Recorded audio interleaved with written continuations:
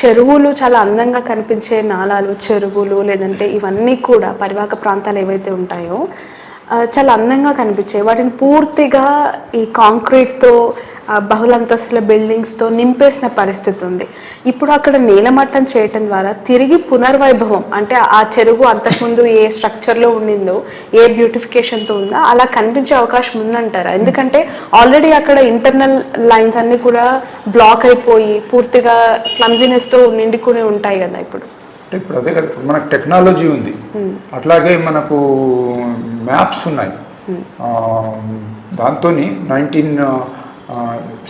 1990లో ఏ విధంగా ఉండే, ఇప్పుడు ఎలా ఉంది చూడొచ్చు అనమాట. ఇంకోటి, ప్రతి ట్యాంక్ ఒక మొమైల్స్ అని ఉంటుంది అనమాట. అంటే దాని జీవిత చరిత్ర, ఎప్పుడు కట్టినారు, బడ్జెట్ ఎంత, వచ్చే ఇన్కమింగ్ వచ్చే ఫ్లో ఎంత, మత్తడి ఎంత హైట్లో ఉంటుంది, దాని ఎఫ్టీఎల్ ఏంటి, అట్లాగే బఫర్ జోన్ ఉంటాయి. ప్రతి ట్యాంక్ ఇప్పుడు ఇరిగేషన్ డిపార్ట్మెంట్ దగ్గర ఉంటాయి.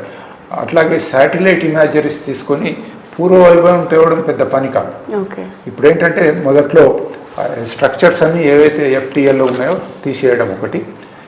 ఎఫ్టీఎలే కాదు, ట్యాంక్ బెడ్లోకి పోయి కూడా ఎంక్రోచ్మెంట్ అయిన కేసులు ఉన్నాయి.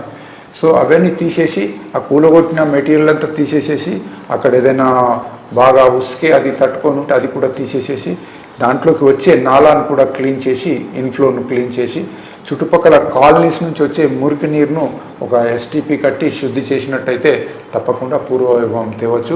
ప్రజల సహకారం కావాలా. ఇప్పుడు ఓన్లీ అధికారులు పోయి కూలబెట్టేసేసి మళ్ళీ ఊరుకుంటే కాదు, ప్రజలను ఇన్వాల్వ్ చేసి ఆ చుట్టుపక్కల వాళ్ళు రెసిడెంట్ వెల్ఫేర్ అసోసియేషన్స్ ఉంటాయి, వాళ్ళ సహకారంతో నాలాను వాళ్ళకి అప్పగించేసేయాలి. లుక్, దిస్ ఈజ్ మీ చెరువిది, కాపాడుకోండి. లేనట్టయితే సఫరర్స్ మీరే, ఫస్ట్ విక్టిమ్ మీరే. మీ గ్రౌండ్ వాటర్ అంతా పడిపోతుంది, మురికి నాలాగా తయారైపోతుంది, మీరు ఇక్కడ ఉండలేరు, ఆ పరిస్థితి వస్తుందని చెప్పి వాళ్ళని ఇన్వాల్వ్ చేస్తే బాగుంటుంది. Right. Finally what is the opinion, అంటే గవర్నమెంట్ పనితీరు పైన ఫోరం ఫర్ గుడ్ గవర్నెన్స్ ఎలా ఉంది? సంతృప్తి వ్యక్తం చేస్తుందా యాజ్ ఆఫ్ నో? వాళ్ళ వర్క్ కావచ్చు, వాళ్ళ డెసిషన్స్ కావచ్చు. ఏది ఇప్పుడు ఇది హైడ్రా గురించి అంటున్నారు? ఓవరాల్ ఇన్ జనరల్ కొత్త గవర్నమెంట్ పాలసీస్ అవ్వచ్చు, వాళ్ళ ఇంప్లిమెంట్ చేస్తున్న స్కీమ్స్ యొక్క పనితీరు. వాళ్ళు ఈ యొక్క గవర్నమెంట్ పవర్లోకి రాక మొదలు విపరీతమైనటువంటి ప్రామిసెస్ చేసినారు. అది మంచియో కావచ్చు, లేదా ప్రజల మీద భారం పడుతుండొచ్చు. ఇప్పుడు ఆ ప్రామిసెస్ను నింపుకోలేక సతమతం అవుతున్నారు. దురదృష్టం ఏంటంటే ఇంతకు మొదలు పోయిన గవర్నమెంటు విపరీతమైన అప్పులతోని వీళ్లకు హ్యాండ్ ఓవర్ చేసినారు, వైట్ పేపర్ కూడా ఇచ్చినారు. సో ఈ విధంగా ఇట్టి పరిస్థితులలో నేను అనుకోవడం ఏంటంటే ఆ ప్రామిసులు కొన్ని తగ్గించండి, హెల్త్ ఎడ్యుకేషన్ మీద కాన్సన్ట్రేట్ చేయండి. హెల్త్ మీద ఏం చేయడం లేదు. ఇప్పుడు ప్రెస్టీజియస్ హాస్పిటల్స్ ఉన్నాయి, గాంధీ ఉంది, ఉస్మానియా ఉంది. మేము అక్కడికి వెళ్ళి సర్వే చేసినాం. గాంధీ లోపల ఓపీ ఉంది, ఓపీలో డాక్టర్లు ఉంటారు. గ్రామాల నుంచి ఎవరైనా రోగులు వస్తే వాళ్ళని చూసి ప్రిస్క్రిప్షన్ రాసిస్తారు, ఫలానా మందులని. ప్రభుత్వ ప్రకారంగా అక్కడ ఒకటి ప్రభుత్వంది ఫార్మసీ ఉంటుంది, అంటే మందుల షాప్, అందులో మందులు ఉండవు. దాని పక్కనే ప్రైవేట్ వాళ్ళ షాపులు ఉంటాయి, వాళ్ళు రెండింతల ధరతో అక్కడ ఇస్తారు. ఈ రోగికి ఏం కావాలి, ఇమీడియట్గా ఇంజక్షన్ ఇవ్వమన్నాడు, డాక్టర్ కొనుక్కరామన్నాడు అని పోయి తీసుకొచ్చి పెడుతున్నారు. అంటే ఒక 200-300 ప్రిస్క్రిప్షనే రోగికి ఫ్రీ దొరుకుతుంది, కానీ 1000 రూపాయల మందులు మాత్రం మళ్ళీ కొనాల్సి వస్తుంది. హాస్పిటల్స్లలో అన్ని ఎక్విప్మెంట్ ఉంటాయి, కానీ అవి నడవవు, పనిచేయవు. మళ్ళీ బయటకు పోయేసేసి అది ఎక్స్రే కావచ్చు, లేదా ఇంకా ఏదైనా ఇతరత్ర టెస్టులు కావచ్చు, అన్నీ కూడా బయట నుంచి చేయాల్సిన పరిస్థితి ఉంది. కాబట్టి ప్రభుత్వం టోటల్గా నిర్లక్ష్యం చేసింది. ఎడ్యుకేషన్ కూడా ఈ 8-10 నెలల లోపల ఎడ్యుకేషన్ మీద కూడా మనం చూస్తూ ఉన్నాము, సరి అయిన ఇది పెట్టడం లేదు. ఇప్పుడు గురుకుల స్కూల్ అన్నారు, రోజు పేపర్లను చూస్తే పిల్లలు కలుషిత ఆహారం తిని అస్వస్థకు గురవుతున్నారు. అది ఏమి హాస్టల్స్, కొద్దిగా డబ్బు ఖర్చు అయినా కానీ మంచి క్లీన్ సరౌండింగ్స్లో పిల్లలకు మంచి ఆహారం పెడితే వాళ్ళు అక్కడ చదువుకొని పైకి వస్తారు. సో ఈ ప్రభుత్వం ప్రియారిటీస్ మర్చిపోయింది, ఉచితాల మీద పడ్డారు. ప్రియారిటీస్ ఏంటి? నా ఉద్దేశం లోపల ప్రియారిటీస్ అంటే పేదవాళ్లకు, మారుమూల ప్రాంతంలో ఉన్న వాళ్ళకు ఉచితంగా నాణ్యమైన వైద్యం అందాలి.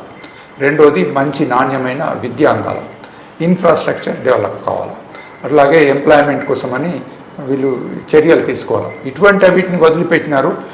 బతుకమ్మ చీరలు ఎందుకు వచ్చినాయి, ఎవరు అడిగినారు? సంవత్సరానికి 300-400 కోట్లు ఖర్చు పెడుతున్నారు. పండుగలకు దసరా పండుగ వచ్చిందంటే పార్టీ, రంజాన్ పండుగ వచ్చిందంటే పార్టీ. ప్రభుత్వము పాలన చేయడానికి ఉన్నదా లేక పార్టీలు ఇవ్వడానికి ఉన్నదా? ఎవరి డబ్బది? ట్యాక్స్ పేయర్స్ మనం అందరం కూడా. ఒక టీ తాగితే టీ పొడి మీద ట్యాక్స్, షుగర్ మీద ట్యాక్స్, పాల మీద ట్యాక్స్, ఇవి కాకుండా సర్వీస్ ట్యాక్స్ మీదకెళ్ళి అంటే ఒక 10 రూపాయల్లో వచ్చే టీ 40-50 రూపాయలు అవుతుంది. సో ఈ విధంగా పెట్రోల్ మీద అందరికి తెలిసిందే, దేశం లోపల హయ్యెస్ట్ ట్యాక్సెస్ పెట్రోల్ మీద ఒక 2-3 స్టేట్లు ఉన్నాయి, దాంట్లో తెలంగాణ ఒకటి. ఇట్లా విపరీతమైన ట్యాక్స్లు వేసి పేద ప్రజలకు అవసరమయ్యే వస్తువులన్నీ కూడా అందకుండా చేసేసేసి మేము ఇది ఇస్తాం అది ఇస్తామంటే ఇంతకుముందు ప్రభుత్వం చేసిన తప్పులనే వీళ్ళు చేస్తున్నారు. ఇప్పటికైనా కానీ ఈ ఉచితాలు మీరు ప్రామిస్ చేసి ఉండొచ్చు, చాలా ప్రామిసులు చేసినారు. ఇప్పుడు ఉదాహరణకు తీసుకుంటే బీసీ విద్యార్థులకు విదేశాలకు పోవడానికి స్కాలర్షిప్స్ అన్నారు, మంచిదే ఒప్పుకుంటాం, కానీ అది ఒక 5-10 ఏళ్ళే ఉండాలి. అంత లోపల ఇక్కడ ఆ స్టాండర్డ్కు డెవలప్ చేసుకోవాలి. 140 కోట్ల మంది ప్రజలు ఉన్న దాంట్లో వాళ్ళకు మనకు ఒక మంచి మెడికల్ కాలేజీలో, ఇంజనీరింగ్ కాలేజీలో లేవు. అక్కడ పోయి ఎక్కడ పడితే అక్కడ ఉక్రెయిన్లు అంటారు, సింగపూర్ అంటారు, ఇంకేంటారు. ప్రపంచంలో నలుమూలల్లో మన వాళ్ళు మెడిసిన్ చదవడానికో ఇంజనీరింగ్ చదవడానికే పోతున్నారు. మరి మనం డెవలప్ చేసుకోలేమో? ఒక విద్యార్థి మీద 30-40 లక్షలు ఖర్చు పెట్టి బయటకు పోవడానికి స్కాలర్షిప్ ఇస్తున్నారు.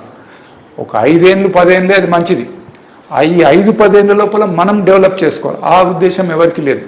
ఓట్ల కోసమని డబ్బులను పంచుతున్నారే, పాత ప్రభుత్వం చేసిన తప్పులే వీళ్ళు కూడా చేస్తున్నారని అనిపిస్తుంది. ఇప్పటికైనా దాన్ని సరిదిద్దుకొని ఈ ఉచితాలకు బ్రేక్ పెట్టి విద్యకు, వైద్యానికి, ఇన్ఫ్రాస్ట్రక్చర్కు ఖర్చు పెట్టినట్టయితే బాగుంటుంది.